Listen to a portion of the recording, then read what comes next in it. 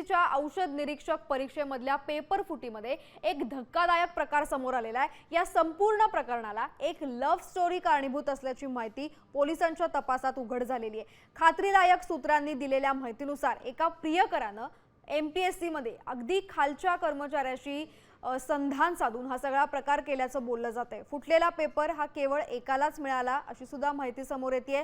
Police याचा अजून तपास करतायत।